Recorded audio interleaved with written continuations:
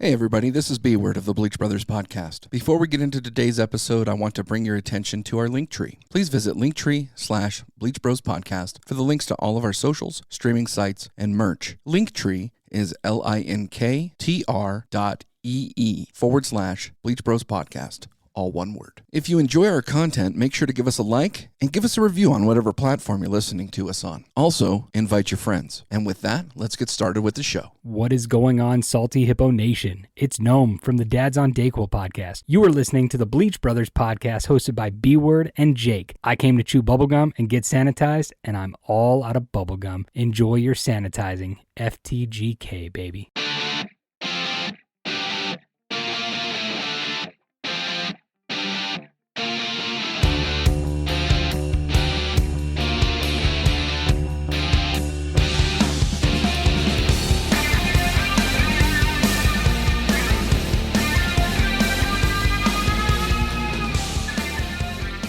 Welcome into the Bleach Brothers Podcast. This is B-Word, and as usual, I am here with my good buddy Jake. Jake, I just have to say, man, we, for our Patreon, we just got done talking to an FBI agent, and I've learned so much. Like, it's fascinating when you talk with somebody in a specific industry, right? Like, so you're a chef, you know what chef shit does. Like, I'm in insurance, I know what insurance shit does. But listening to this law enforcement guy on a federal level, it was quite interesting. I think that was pretty awesome, and that's going to show up on the stain remover later in October.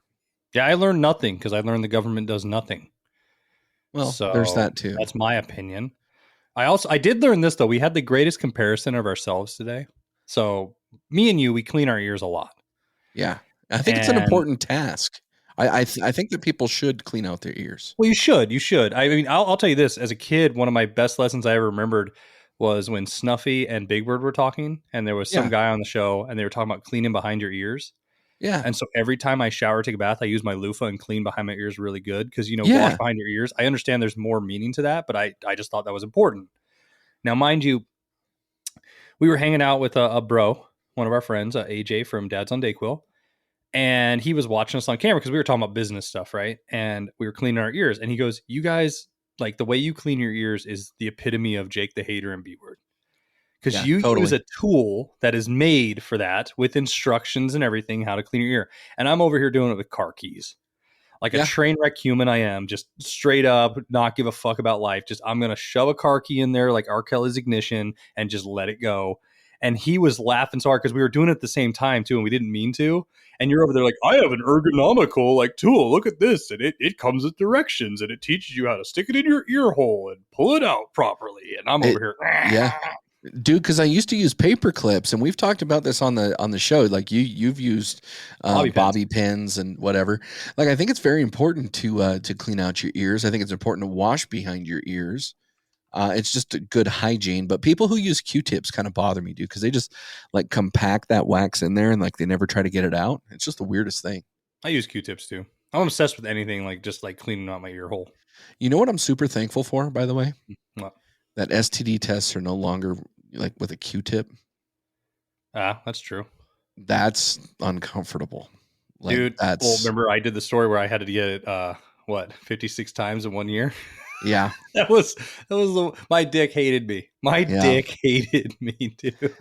Yeah. But so some good news on the business front, just coming into the podcast here. Our Salty Hippo Nation hats have been printed. I'm currently wearing mine. Yours is in transit to you. We've got some merch that we're working on for our Patreon tiers. We've got a lot of good things coming. There might be a difference in how we publish here soon, and I don't really want to get into that, but it should not affect any of our upcoming episodes. We just have an opportunity that it doesn't sound like we can pass up. So thankful to everybody who's supported the show, and just moving forward, going from there.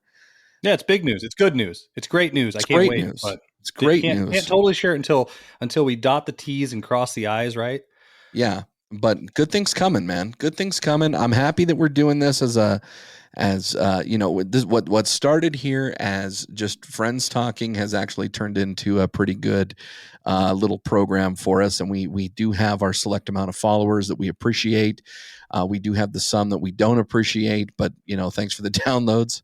It's sort of like fucking young. And what I mean by that, like when you're young and you're just fucking around, like things just come to fruition, like over time. Like this started out as just fucking around, B-word. Me and you were just fucking around, having a good time, and then it turned into a relationship. And now we're married, and you're my naggy wife who makes sure I do my job and my honey-do list for this show, and you handle the rest. Like you housekeep. You make sure the show's ship is floating. And I am the guy just throwing the anchor out whenever I'm told to or whenever I'm not. And sometimes I'm in trouble and sometimes I'm not. It's funny how this started out too, because we weren't really sure how we would work together. And so I would do like some social media posts. You would do some social media posts. Like they weren't organized. And now we have all of our social media organized. And then there's the hashtags and your spelling problem. And so the hashtag will never be looked up with, whatever. But we try to correct those as we go, and I fuck up just as equal and just as many times too. Like for the Hateful Gnome, I tag the wrong bands. It just happens. My favorite though, B-word, is when we're like in groups or like when like a fan or another like guest wants to come on or something, they're messaging us, and me and you will both message them usually because we have control over everything. And sometimes people can tell who they're talking to, and sometimes they won't. Yeah. And it's sometimes funny when we both know it and we just keep fucking around. Yeah. And I can tell sometimes though I've done it and you're like, God, Jake, I'm just trying to book this guy. Stop going in there saying you want to fuck a duck or whatever. Well, it's funny because this last week, fan of the show, Adriana, actually messaged us in regard to our Don't Call Me a Millennial episode that we had recently. And she sent us some screenshots and tagged us in her Instagram story. And so I responded back with whatever I responded back with. And she goes, is this Brian, which is how she knows me. And I said, yeah, it is. Who else would it be? And she goes, well, I don't know, because I don't know who comments on here. Little did I know, like 30 minutes later, you went on there and said, fuck B-word. And I was like, oh, here we go. Jake's the best. Yep. And so it is funny because if you look at our socials, it will look bipolar. Because of who's commenting on what and who's doing what, but it is funny, and I have to admit too, several posts where B-word's being shit on or where Jake's being shit on is us shitting on ourselves, and we're posing as each other to shit on each other, which is pretty funny. So yeah, just kind of some schizophrenic social media there, my man. But I mean, like the one thing that we've gotten compliments on a long time is our chemistry. And I do tell people, we've been best friends since second grade, and that does help. We are like brothers. But I mean, we also were worried how we would work together, but I think it goes well. Like, yeah, I've learned over this journey that I'm a great number 2. Yeah, you're the shit. And I think you're a great number 1. I'm the P. You're just a big old pee hole. Yep. But that's it. I'm like a urethra with a urinary tract infection. Little pussy, kind of swollen. You got an Udi in your blowfish? Yeah, absolutely. Absolutely. Well, with that, man, let's take a real quick break, and we'll be right back, huh? Fine. Bleach Bros Podcast is proud to align itself with Jerky Pro, a beef jerky manufacturer established by military and paramilitary veterans. Available in 3-ounce or 1-pound bags with great flavors such as honey glazed, teriyaki, red hot, apple cinnamon, original, peppered, sweet barbecue, and if you're ballsy enough, nuclear. Be sure to use our promo code to get some of the best jerky on the market. Use Bleach Bros 5, all lowercase, to take advantage of this offer today. So B-word, I know coming up with the rundown tonight, I wanted to come in with something that was not too heavy, but heavy enough. Right. I know we're going to get into one of our favorite actors of all time, Leonardo DiCaprio, later. But it got me thinking about, there's that graph that somebody made about him, like with dating. Like he can't date somebody under 25 or something. He will not. Like I think that, so I don't remember who he's dating now because I don't really follow that shit. But I do remember recently that he broke up with somebody right before or right as they turned 25. And like, if you look at his dating track record, like it's a thing. He doesn't date anybody over 25. And yeah, it is a little weird. I don't know. I mean, if you were in Hollywood, is that who you would date? No, I mean, because I was going to ask you, what do you think goes into that? Do you think it's like a mental thing? Like like the opposite, like I look for a mature, not that I'm looking now, but when I was getting married or trying to find my wife at the time, which I found my wife, love her, but I was looking for mental maturity. Yeah. And you remember I'd call you and I was banging around with like 20-year-olds and I was 26, 27. And I was just like, what am I doing? Because they were not to the level, right? Like I told you Right. one story. I was with this chick and we were watching the movie with Tom Cruise where he's a pool hustler. Is it Color of Money? Yeah, I think so. I think that's what it is. And all she kept saying is, he's so young. And I'm thinking, yeah, it's an older movie. And then she kept saying it over and over. She goes, when was this made? And I put it up on the screen. She goes, I wasn't even born yet. And I just went, why? Why am I here right now? Like that was the moment. That was like an epiphany that I had finally. Like, what am I doing? Do you think he's doing it for the opposite effect of like unmental maturity? Like, because there is a difference of a chick between 18 to 25, in my opinion. There's a difference between dudes in that age range. I do think that it has to do with the thought process of that age group. Recently, we had an episode called The Toxic Male Avenger, where we talked a little bit about, oh my gosh, I can't remember his name, but the kickboxer. Andrew Tate. And I actually, in prepping for that episode, I actually saw his interview on a podcast. I don't remember what the podcast was, but he was actually asked, why is it that, most celebrities, or I don't know if it was directed at him, tend to date at 25 or up to 25, and then they just, upgrade or downgrade or whatever you want to call it. Mm-hmm. And his logic would seem to be pretty sound. He said, because when women turn 25, they're thinking long term. Mm-hmm. They're thinking about kids. They're thinking about marriage. They're thinking about that, making a house a home, those types of things. And while I don't think that everybody is, or especially all women are classified into that, I do think that the large majority of women have that metaphorical biological clock where they've been raised or they've been groomed to, I probably shouldn't use the word groom, but they've been raised or cultured to think of themselves as having children, as having a marriage, as all these sort of things. And so to relate this back to Leonardo DiCaprio, I kind of think that the man just wants to rent. Bang. Like he's bang just and all party about, and not have to worry about the next step. Absolutely. And I think that probably that 25 gap, that age range has a lot more to do with that than it does his attraction to younger women. Well, you brought up a good point though, and I want to ask you the adverse to that. You said, women are conditioned or, in societal terms and culture, to follow a certain path by a certain age range in the biological clock. How do you think that works for men? I think men are 5 years later. I think men are 5 years later in life. Yeah, we're behind. Yeah, but I think men are 5 years later in life in general. What's a man's biological clock like, though, B-Word? Do you feel like you have one? I don't know that I have one anymore. But I know that by age 30, I really had some milestones that I wanted to hit in life that I felt like if I didn't hit, I wasn't moving forward. But the difference is, do you feel like it was family driven? I mean, mind you, you had a family younger, but like in your mindset, do you think it was family driven or monetarily career wise driven? I think it was society driven. Okay. I think I don't want to say that I was peer pressured in any way to do anything. But it was something where by age 30, I knew I wanted to own a home, and okay. I did.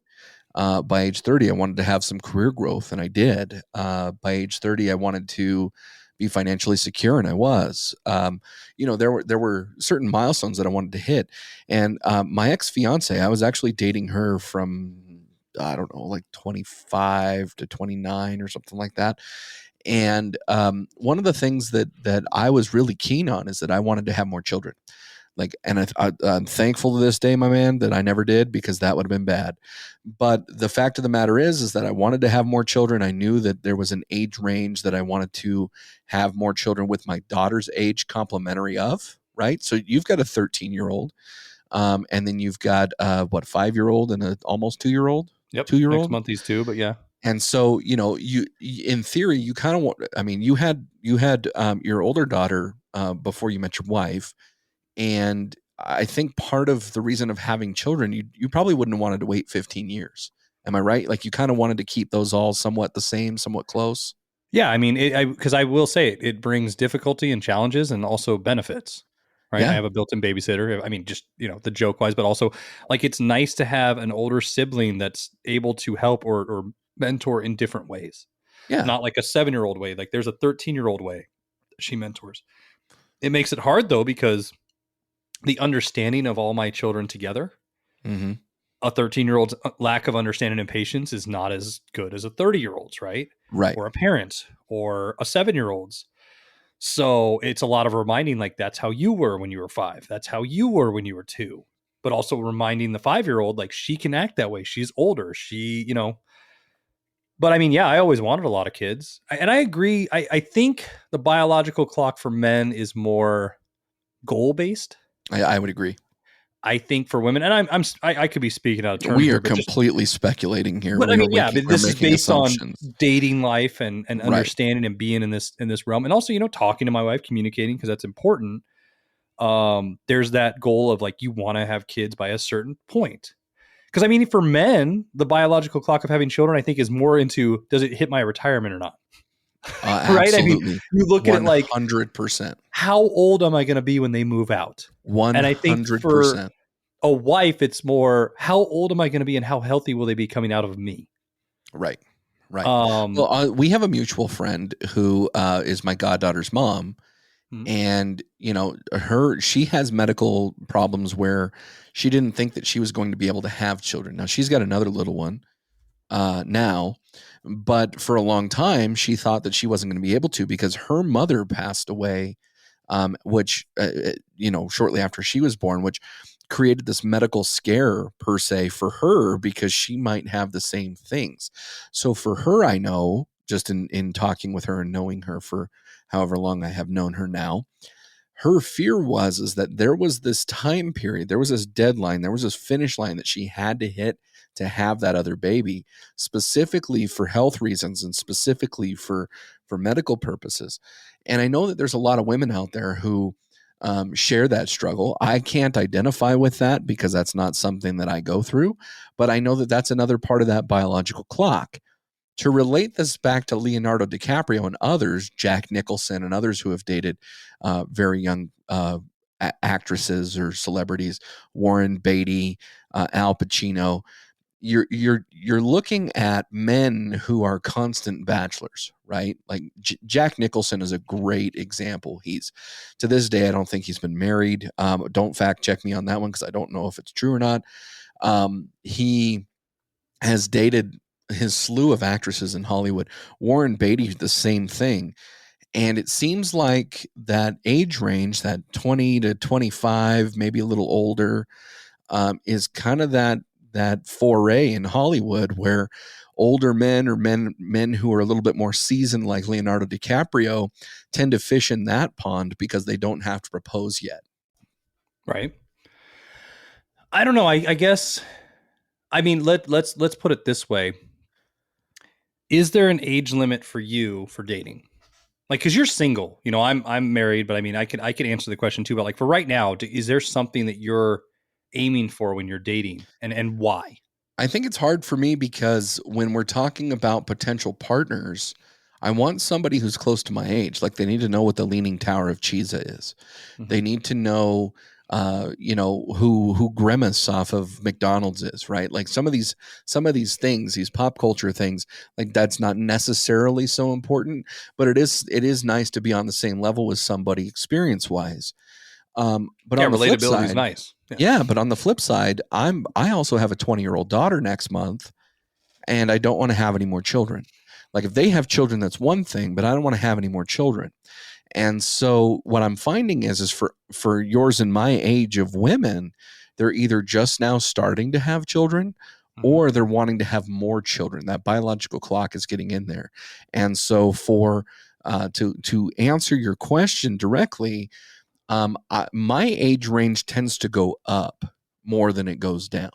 That's what I was going to ask. I was going to say, so does that change? Like, because, all right, I have another counterpoint to this, and this is very interesting to me because, like, you want to go up, and for me, it would be for MILF status. Like, that I like older women. You know what I mean? I want to, I want to have that fun. The younger things is fun too. But you're a dad of a daughter. Yep. And you wouldn't date one of her friends or a girl her age because that'd be weird, right? Now, do you feel if you would have had a son, that rule might go out the window because you don't have the understanding of how it is to have a girl, right? Like I'll admit, when I had a daughter, I changed. Like there was changes in me of like, holy crap, I used to scare dads. Now I'm a scared dad.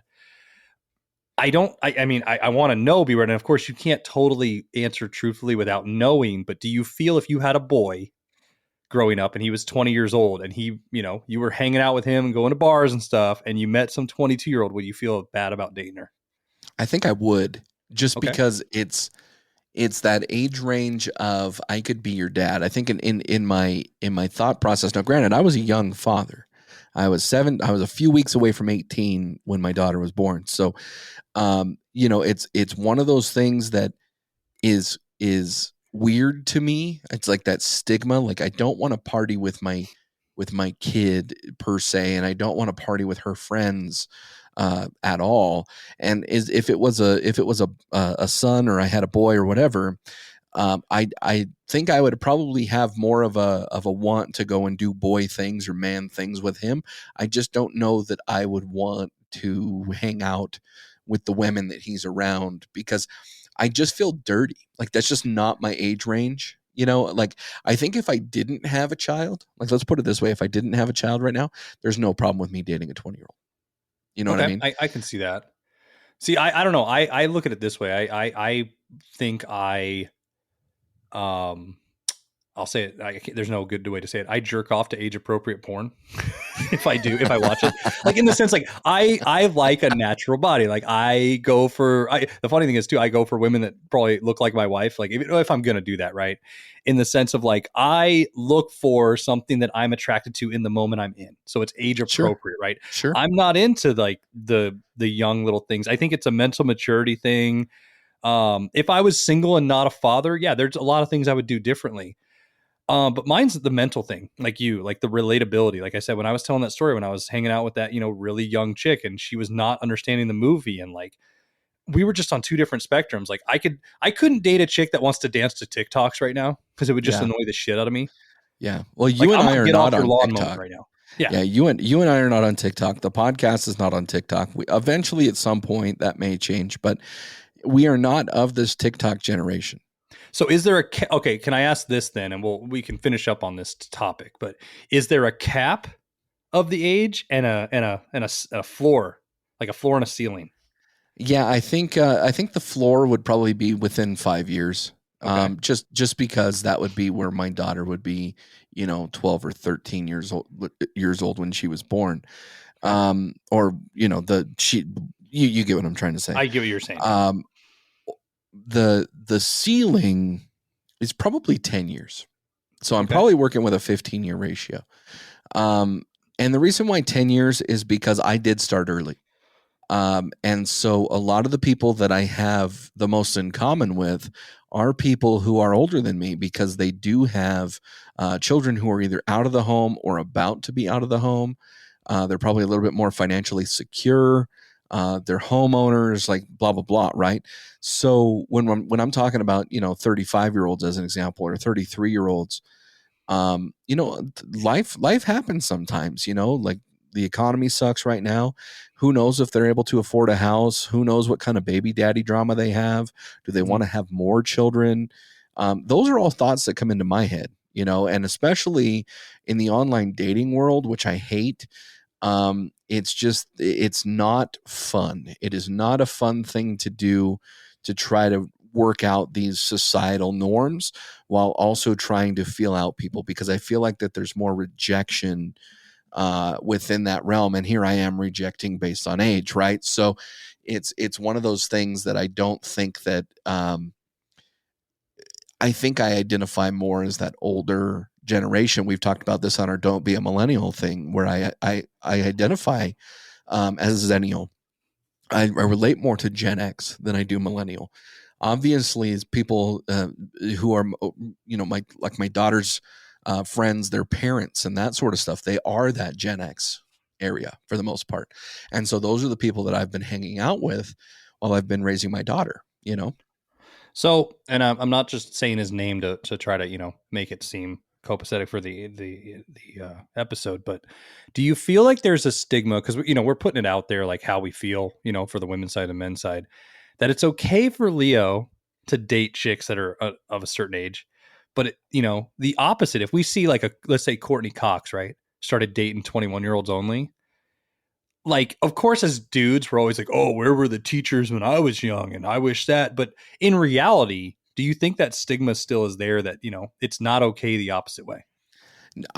For me personally, I don't share that view. I mean, love is love to me. Like, I don't really care, and if somebody who's 50 is dating somebody who's 25, who am I to tell them that they can't be happy? You know what I mean? So I don't really much care in that way. But I do think that it is interesting in Hollywood with Leo and like the others that I've mentioned specifically that they, George Clooney for a long time, he wasn't married. He's married now, but he was the same thing. Do you think that's smart though? Because like Michael Jordan did that. He made sure he didn't do it during his career. And like we look at it as, oh, he's just enjoying himself. But it's also like maybe it's smart for a business sense for them, for their career, right? Like there are times, like being honest, as a dad, like I had to sacrifice things. And I don't look at it like, oh my God, how dare me? But you get what I mean? Do you feel like, you know what I mean? Like they did it because they were trying to better themselves in the thing they cared about the most at the time. Like I've talked to my oldest has talked to me, my wife, like, the opportunities I got offered as a chef, and this, I got offered to move to Italy for a few years, paid, and to go be a chef, but I was a single dad and I couldn't leave my kiddo. And I don't regret that for a second. But if I was single, oh yeah, I would have gone. I would have totally done that and did that. I think when we're talking about that age range, part of it does come into maturity stuff like we've talked about, but the other part of it does probably come into that opportunistic type things. You look at some of these actors who travel all over the place for the ability to act and star in films. Are they really going to be home? Are they really going to be able to pay that kind of attention to somebody? And like you've mentioned, you've had the opportunity to work in different places. I've had the opportunity to move away from where I live now too. And the thing is that for you and I, we're at a point in our lives where I don't want to say that we're settled. Like in certain ways we're settled. We're still, middle age. We're still probably hitting that, midlife crisis type thing because, we have a podcast, but there's a lot of different things that we want to do. We want to accomplish in life. And part of that requires us to be goal driven. Part of that requires us to work in tandem with people that, whether they're our partner, significant other, whether they're people in our lives that are friends or mentors or people who inspire us. And so I think that from an actor's perspective, like, it's really hard when you're thinking about actors and their ability to just sit still. I mean, how many actors just sat still sans the pandemic? I mean, you're looking at Brad Pitt's in how many movies, Tom Cruise's in how many movies, Leonardo DiCaprio's in how many movies, and that's just the men. We're looking at Margot Robbie, we're looking at Scarlett Johansson, so how many? Oh, I'm always looking at them, but yeah. Oh yeah, but how many marriages in Hollywood are, dissolve due to not being around each other? Well, how many of them seem like forced too? Like, yeah, it's a great nickname, or they're working together at the moment, or it looks good for paparazzi or public eye. But this whole episode is basically to get an idea into B-Word's dating life. So girls, if you're interested, he is single. I am not. So I'm throwing you up on the chopping block. But we do see that a lot of people in Hollywood, and you hear the reports and stuff, do weird things like NDAs. Yep. And agreements. And Leo's one of them. Like he has weird NDAs that women sign when they are dating him. What do you think about that, bro? I think it's weird.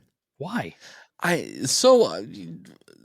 In part, I can understand from the actor's perspective, female, male, whatever, of having the NDA. They have a brand that they're protecting. They have a reputation that they're protecting. They don't want to lose it all based on an allegation, right? Right. Armie Hammer is a great example of, what has happened in the bedroom gone wrong, right? Like I don't know if he's into that Jeffrey Dahmer shit, but the accusations are out there, right? That he likes to eat flesh and whatever. And he's also into that BDSM and, dominatrix and whatever stuff, like the pain and 50 Shades of Grey shit. And which I think is funny. Let me pause right there.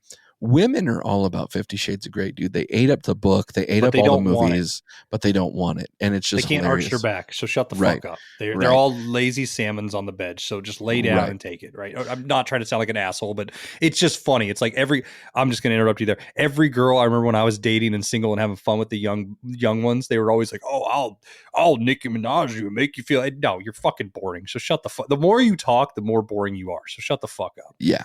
Yeah, well, and there's that. But when it comes to, Hollywood in the bedroom and even, our own relationships in the bedroom, I do think that there has to be an understanding. I think one of the best things that came out of the Me Too movement is asking permission. I think asking consent is a great thing. Yeah.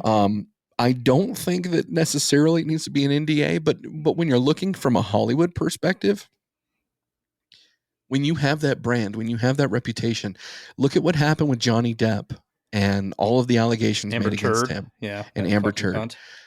Look at what happened. Look what is going on with Armie Hammer, and I think Armie Hammer's a weird dude. Like, let me just put that out there right now. I don't think that it's the same if you say, look at what happened with Bill Cosby, look at what happened with R. Kelly, look at what happened with, Weinstein. I think that those people are perpetrators of nastiness and that they did things that are wrong. And I don't think that having an NDA at that point would have been a great thing because it would have handcuffed these women.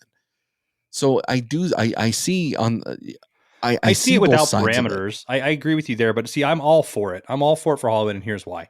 When you're in a marriage, like me and my wife, there's probably an unwritten NDA between us. Right now, if this thing ever takes off and we become hugely famous, it might be different. But let's say she ever divorced me and she can talk about what we do in the room, right? And I guess the stigma we have is that it has to deal with all bedroom stuff when it really doesn't, right? It can deal with a lot of things in life. Like, hey, I like to, lick in between my toes while I watch a movie, let's just say. And Leo doesn't want people knowing that, right? Right.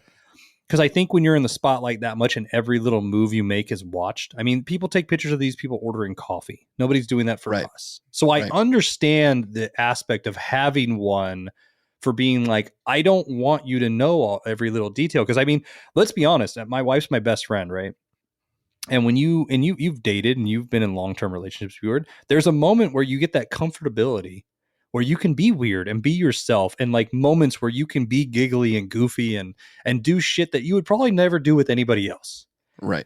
And I guess in Hollywood to them, maybe their trust isn't there, especially if it's probably like Leo's going to break up with her if she turns 25, right? So he's probably not thinking for the long term. So for him, it's like, if he is weird and wants to lick in between her toes while eating popcorn, I don't know. He doesn't want the world to know that. And he doesn't need that shared.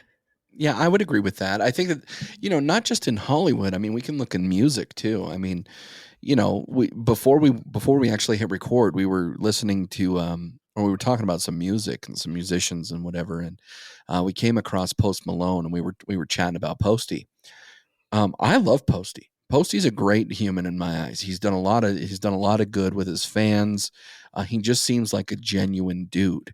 I like his music. I like his personality. I wouldn't, necessarily hire him to be a desk in detention. But he seems like a good dude. The one thing that I would hate to see happen to Posty is that he meets somebody and this somebody comes out with all of this information, good, bad, or indifferent, and affects him negatively, not because I want to call them a liar and not because I want, to not believe them or whatever, just because it's going to taint that image of Posty that I have. You know what I mean? Or like Luke Combs. I went to a Luke Combs concert over the weekend. Love that dude. And if he, same thing, went through some things and it tainted him, like what happened with Morgan Wallen, kind of, although that wasn't a bedroom issue, it would kind of degrade the image or the brand that he puts out. So from a celebrity point of view, whether they be an actor, whether they be a musician, whether they be whatever, I'm totally fine with them doing an NDA. I do think from a perspective of abuse, from a perspective of sexual assault, from a perspective of, things in that vein that are grotesque and shouldn't happen, there should be some ways to get around that NDA. There was a lot of NDAs signed with Hugh Hefner. There's a lot of NDAs signed with Bill Cosby. There's a lot of NDAs signed with R. Kelly. I don't like those NDAs. But just a general NDA from Leonardo DiCaprio and some 21-year-old bimbo, totally fine with it. They're not all bimbos, B-word. The one, if it's 21 and it's just some random chick, she's a bimbo. I agree with that. It's like a fuck boy, right? Right. So that kind of gets me thinking, though. So we're talking about things in the bedroom. Do you have an agreement in the bedroom? Or have you had agreements in the bedroom with people? Like, I don't want to break down your sex life here, but have you laid out, hey, we will do this, but we won't do this? Like, do you have those agreements now? Yeah. Okay, fair enough. I've had them. Yeah, I mean, I think that's a comfortability thing, right?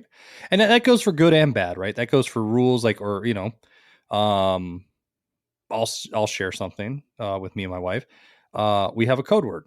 And it's not for a safe word, it's something, but it's something like if we text each other in the middle of the day, I know what that means. So if I'm at the store and I get that text, I'm not going to buy that item. I need to rush home and have some fun time. Right. And what is the word? Laundry detergent. If I get a random thing that says laundry detergent on my phone for no reason, I know it's go time. And we just came up with that. And it's one of those things, there's a whole inside joke behind it and everything, and it's funny, but that's an agreement, right? That's an agreement we have. Right. Where if I say it, and here's the best part too, you can still say, if she sent it and I was like, no, I'm busy, or vice versa, she can be like, not right now. That's totally okay. But at least it's an acknowledgement, right? Right. That's something we came up with, and it's fun and it's nice. And I'm not trying to share too much here, but you know what I mean? It's there are things like that you should do. That's communicative. That's communicating with your wife. What if she just said Tide Pod? Nope. Doesn't work. I'm not a TikToker. Fuck it. Okay. What if she said no, we're not going to try to change the word. We're not bounce dryer sheets. No, don't be a thesaurus. It's just straight up laundry detergent, bro. If I get that, I know it's go time. What if she actually needs you to buy laundry detergent? Then we don't. We make it. So I know that's the other reason. That's not a joke. We make our laundry detergent, so I know it's never going to happen. I'm never going to be like, hey, you need to go get this. That's funny. No, I do think that there are barriers and agreements that have to happen, because at the end of the day, the goal is, right, to be intimate with a partner. And it's really hard to be intimate if you have the threat of being violated. And when somebody isn't comfortable, it's important to ensure to at least have a discussion or conversation about what can we do to help you be comfortable, or what can I do for you to be comfortable, and vice versa, right? Because there are going to be times that you're probably not comfortable, that I'm probably not comfortable, that the significant other or significant others aren't comfortable, and that type of communication is important. Do you think that a lot of that happens in Hollywood, candidly? Yeah.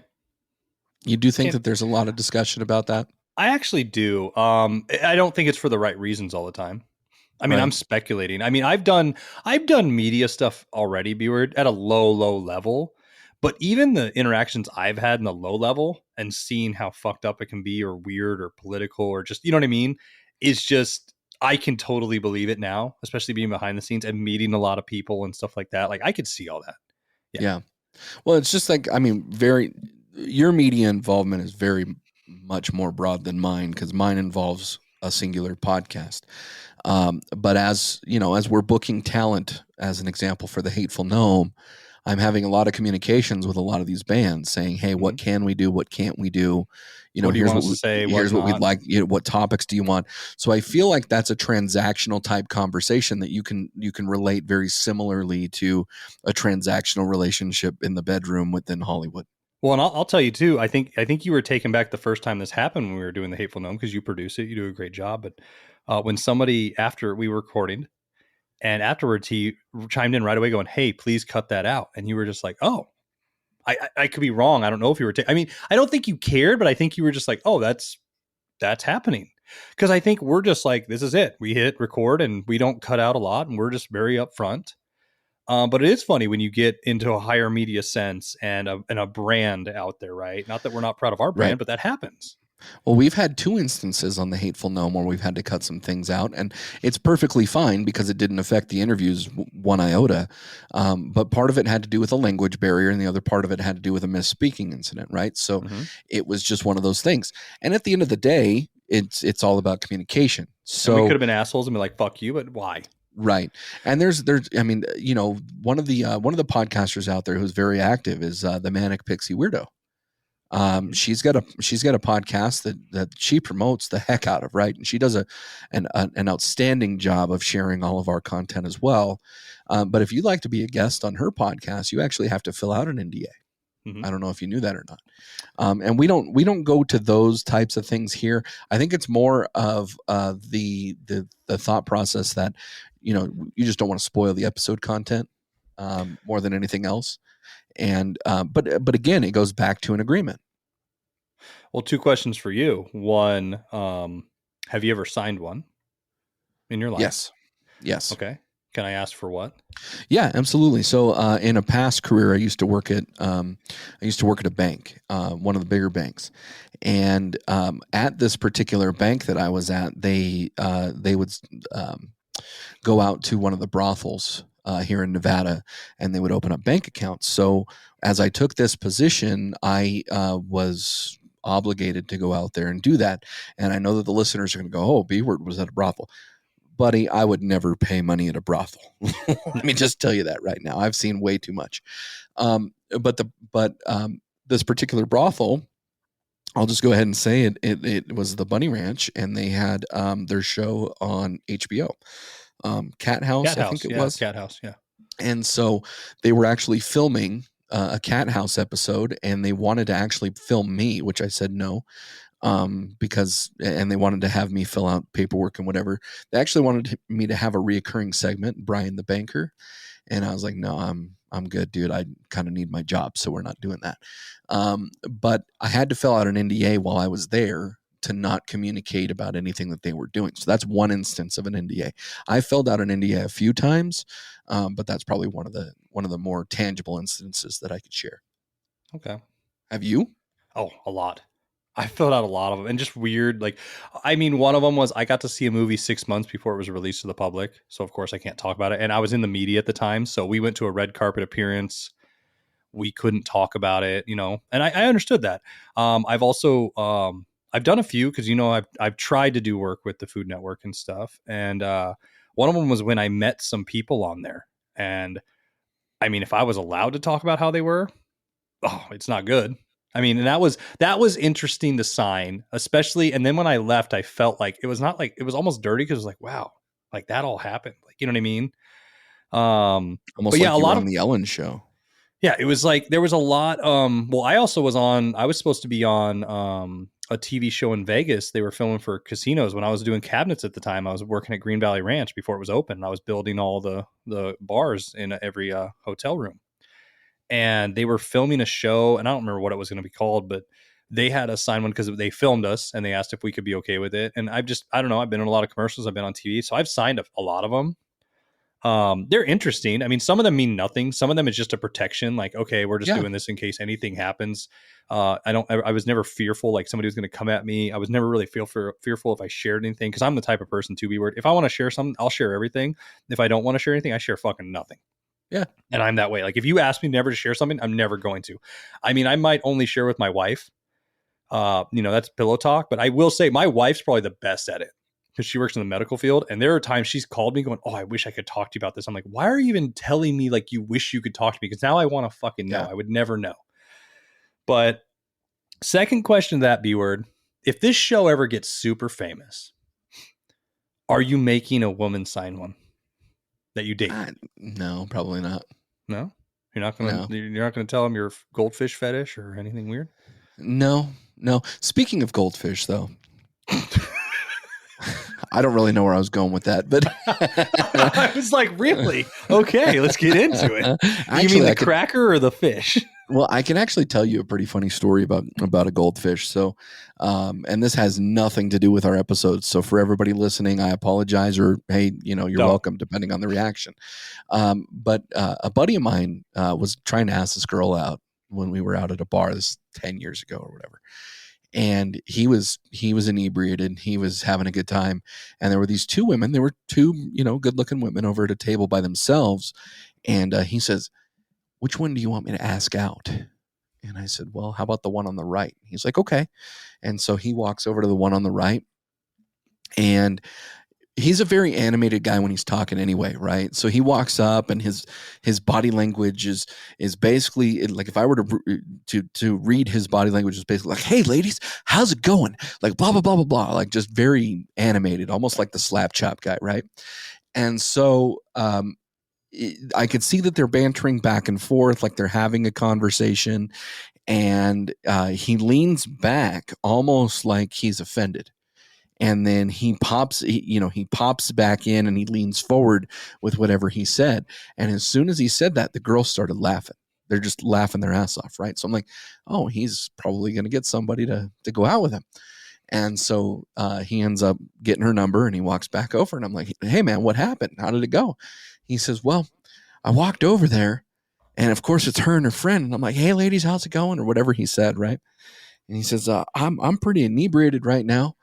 And what I'd like to do is I'd like to get your telephone number so I can give you a call in the morning when I'm sober, and I can properly ask you out on a date. And I'm like, hey, that's actually a pretty good pickup line, right? And the one girl goes, "I have a boyfriend." And I guess that's the point where my buddy Chris felt offended. And he's like, "I have a fucking goldfish." And she goes, "What?" And he goes, "Why are you bringing up shit that doesn't matter?" And so her girlfriend ended up giving him his telephone number. I don't really remember whatever happened of it. I don't remember if it was a real number or a fake number or whatever. I just remember that it was hilarious when it happened. So that's my goldfish story. That's awesome. But we were talking about movies. We were talking about Leo, NDAs, bedroom relationships, all this stuff. Mm-hmm. Now to the good part.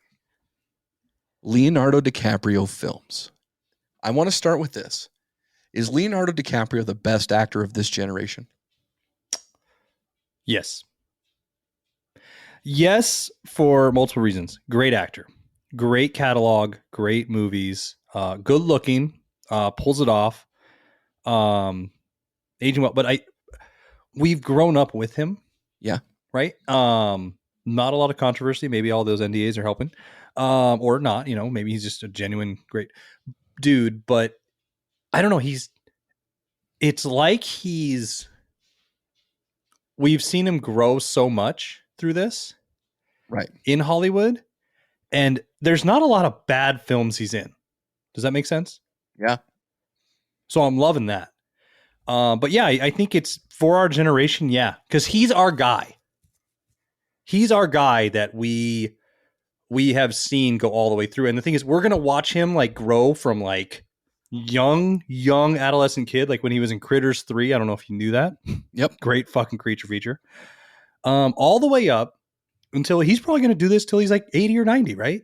Like he's going to be the guy that we're sitting there with our great grandchildren going, "Oh, I remember Basketball Diaries." And like, if you see him now, like when I would see my grandparents talk about a really old, like Brando or somebody like that. Yeah. Clint Eastwood. No, Yeah, 100% agree with you there. I do think that Leo's probably the best actor of our generation. Little plug here. If you go into our link tree, there is a link there that you can actually join our Discord. It's 100% free. We don't push anything on you, but you'll see a lot of our behind the scenes conversations. Last night, one of our conversations tended to go toward what are the best actors, what are the best movies of this actor, et cetera, so forth. Mm-hmm. We had a blast with that. And that's the type of stuff we like to have on our show. One of the things that we brought up was who are the best actors, and then it was somewhat confused with best actors of all time or best actors of our generation. I will 100% say, whether it's all time or generation, I do think that Leonardo DiCaprio is on that list. I do think that as we start to talk about his movies, I think he won an Oscar for the wrong film. I think that I agree with that. I think that was a pity Oscar because he had done so many films that should have won an Oscar that they gave it to him on that film because I don't like that film. But yeah, Leonardo DiCaprio is definitely our generation's Brando. Yeah, I'll say that. I mean, I will ask you this question before we get into it. As I said, we saw him grow up through Hollywood. And I said, you don't see him really messed up. Do you think it's fucked up a lot? Because we've seen it. Like, perfect example is what's his name now? Mouth from the Goonies. Michael Jackson's little best friend. Yep. Fuck. It's Corey Feldman. Sorry, Corey Feldman. Yep. Is the epitome of growing up in Hollywood gone wrong, right? Lindsay Lohan, people like Amanda Bynes. Right. How do you think he dodged that? And why do you think people get so fucked up in Hollywood? I think he dodged. Well, I don't know how he dodged that. Let me just be 100% clear there. I do think that it had to do with his network of people that he was around. You look at some of the people who he's been around. You've got Clooney, you've got Brad Pitt, you've got Nicholson. Actually, you've got plenty of these actors who have cred and who have experience in Hollywood.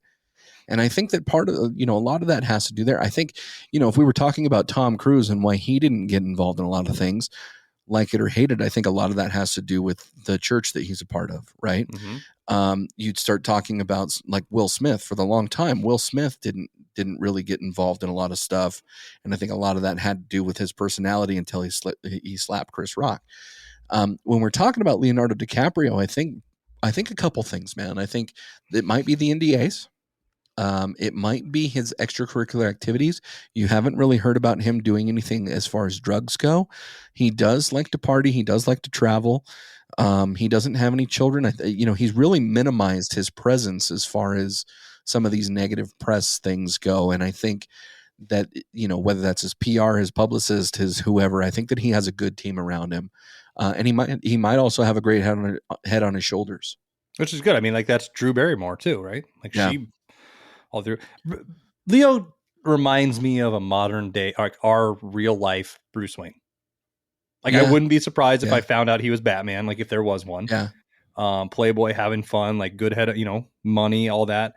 But yeah, I mean, he's a good success story. He is one of my favorite actors of all time. He always has been.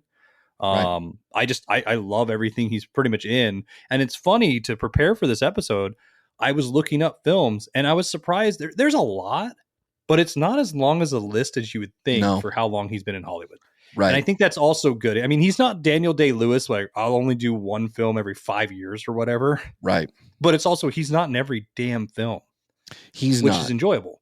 Yeah, and the films that he's part of that Scorsese network, right? So those types of actors come with cred, right? And so when you're talking about the types of films that he's done, you've got James Cameron, you've got Martin Scorsese, you've got really, really good producers and directors that are involved in the films that he's done. But remember, he's also been on Growing Pains. He like you said, he was on Critters 3. Mm-hmm. He's earned his stripes in Hollywood. But the fact of the matter is he's become an incredible actor. And real quick to sidetrack here, we've talked about some of the actors who have really struggled in Hollywood growing up. Shia LaBeouf has also struggled in Hollywood. And recently he went on the Real Ones podcast, which is hosted by John Bernthal. Yeah. If you have 2 hours to spend, I strongly suggest that you go up to YouTube, you download it on wherever you get podcasts, and you listen to that. Shia LaBeouf has really made amends with where he's at in life. But back to Leonardo DiCaprio. I want to rank his films. Everlasting movie reel. Everlasting movie reel. I want to do our top 5 films and 2 honorable mentions. Okay. So with that, let's start with you. Let's start with your 2 honorable mentions. What do you got? First one is Catch Me If You Can. Great film. It's a great film. I will say this, a little guilty pleasure of mine is falling asleep to every Tom Hanks movie ever. Yeah. And it's not because they're boring. It's just, he's an easy it's like those people that put voice on white noise. It's just, I don't know. I love Tom Hanks. He's in my top 5 all-time not rappers, fucking actors. But Catch Me If You Can's a good movie. It's not one of his, it's not one of his best movies. There's parts that you're like, But it's an honorable mention. It can't make my top 5, but I could watch that a lot. And I mean, as always, my rules, watchability supersedes everything. If I put it in the DVD player and want to watch it over and over, that is a better movie than a better movie, in my opinion, in the sense of, like The Revenant might be the most beautiful thing and he won an Oscar. It doesn't make my list at all. I mean, I thought it was long, overdrawn, boring. There was parts. I mean, I don't think he gets an Oscar for I think that's the only reason he got it was the bear scene, which I mean is like, okay, it's just him not high this time, like Wolf of Wall Street. But it's a good movie. That's my first honorable mention. Before I say my second one, what's your first honorable mention? The Wolf of Wall Street, actually. Oh, really? Okay. Yeah, it was really hard to leave it off the top 5. But again, this goes back to the types and qualities of movies that Leonardo DiCaprio has done. The Wolf of Wall Street's an incredible film. Absolutely incredible film. Again, directed by Scorsese. Great cast. John Bernthal, who we just discussed, is in that. Jonah Hill. You've got great star power in this film. And I really think, again, I've said this on the program before, I love biopics. So The Wolf of Wall Street to me, biopics. The Wolf of Wall Street to me filled that gap, but it also was a great storyline, very entertaining for as long of a film as it was. I never really thought to myself, oh, this is a long film while I was watching it. So, The Wolf of Wall Street's on my honorable mentions. What's your number 2? Romeo and Juliet. And the reason is, and here's why. I love the way that film's shot. I think it's beautiful. I think it's fun. But it's one of those ones I remember watching as a teenager and it changed. It made me interested in Shakespeare more than Shakespeare itself. I think it was a breakout thing for him. There are other movies. The breakout thing, but that was a terrible film. It is, but here's the thing. I also like bad films. This is also why it's not my top 5 B word. This is an honorable mention of something I could watch a lot of. Okay, I think it's hilarious. I love John Leguizamo. I think his character is great in that film. I love Mercutio, and I can't remember his name right now who played him, but it's just fun all around. It was a good retelling of an old tale. And I think he knocked it out of the park. That was at the point where he was at the peak of every girl wanted him. I had that haircut. It was relatable, right? And this is we're talking about growing up with him. I mean, I thought he was good as the Artard in What's Eating Gilbert Grape. Doesn't make my list though. Doesn't make my list either. There's a lot of films that was hard to leave off. Like Titanic's a good film. It's not my favorite. I know it was the highest grossing. I don't want to put it on there for him. I think that movie was more about a boat than either people. Yeah, I think the what was her name? The not the actress, but the character who was on Rose? The door. Rose. Yeah, Rose was 26, which is why he couldn't be on the door. So that's right. So there's that. Okay, so my number 2 is definitely not Romeo and Juliet. My number 2 is actually The Aviator. I will say this before you say why. That was originally there, and I scratched out for Romeo because I like The Aviator. It's fun, but it can never make a top list for me. But go ahead. It is that slow burn of a film that you talk about often, where you really have to think. It's a story of a man who's being tormented by his mind, and the way that he deals with that is just incredible. Again, one of those biopics that I really enjoy. But his performance in that, like, I cannot discount his performance at all. It was incredible. No, it was a great biopic. The one thing I'll say about it, B-word, the problem I have with it, it's the theory of two, and it actually relates to him, is I think he got the movie J. Edgar because of it. Yeah. And I think J. Edgar was a very bad film for him. J. Edgar's not on my list at all. No, but I'm not saying it's on mine either. But what I'm saying is I think he did The Aviator, and it was decent enough, and he did a great job playing somebody else, that's why he got J. Edgar. And then I felt like that was not a good role at the time. Mind you, that's not the worst film ever. There are bad films out there. And mind you, I'm not saying it's bottom barrel, but it's not a good film. Right. But I think that. Is your Leo list in order? Well, mine is in exact order. Yeah, I'm talking to Sheldon here. I shouldn't ask that question. Well, so for tonight, mine is in order as well. So do you want to go first? Do you want me to go first? You go first since you're in order for once. Okay. So I'm also going to say that Titanic did not make my list. Okay. I enjoyed Titanic. It was a good film. I just don't think that properly showed Leonardo DiCaprio's performance or abilities in front of the camera. So my number 5 is Shutter Island. Oh, that's mine. Is it really? Yeah, my number 5 is Shutter Island. Shutter Island was incredible. Yeah. It was, and especially at the end where you realize that everything that you thought is not the same. Shutter Island was an incredible performance. He was a prison Mental guard, patient, right? Yeah. In a mental facility, and such a good storyline. A lot of shit went down in that will make you feel uncomfortable. But my goodness, what a storyline that was! And so Shutter Island's my number 5. And Can so I yours tell you is the something number about 5. That's yeah, mine. tell me about it. Same reasons, but actually for Shutter Island, that's the movie I put in to test Blu-ray. Really? So whenever I want to test out the best ratios on a TV when hooking it up, because you know me, I Yeah. like everything perfect. Yeah. Put on the scene where they're on the boat, and the way the waves are and everything, that is the most beautifully shot camera work. It's a great film, and it is a great way to Yeah. test the lighting And that of your was- TV. That was Christopher Nolan, right? Who directed that one? I believe, Or was so. that? I Yeah. could be wrong. Don't ask me that part. I don't know. Okay. I believe that was when he was in that run of Nolan films. Yeah. But yeah, it's my number 5 too. Same reasons, great storyline, good twists. But yeah, it's one of those, like, I am really into beautiful That was a cinematography. Scorsese film. Oh, okay. It was a Scorsese film. But beautiful cinematography. Yeah. It was a great, just everything about the movie was great. The ending was weird. It might make you feel uncomfortable, but it's a great film. Great performance, actually. So do you want to go 4? You want me to go 4? I'll go 4. 4 is Okay. Basketball Diaries.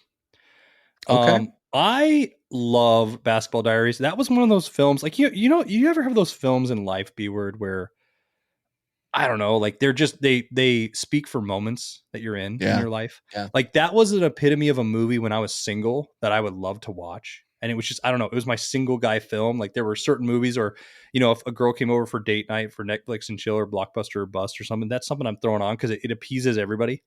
You get Leonardo DiCaprio, you sort of get the chick flick sort of feel, but also the downtrodden dude sort of moments. Yep. So it covers all bases. So I just like that film. I think it's written well. I think his acting was incredible. I love those types of stories too, like down and out, like just fucking life.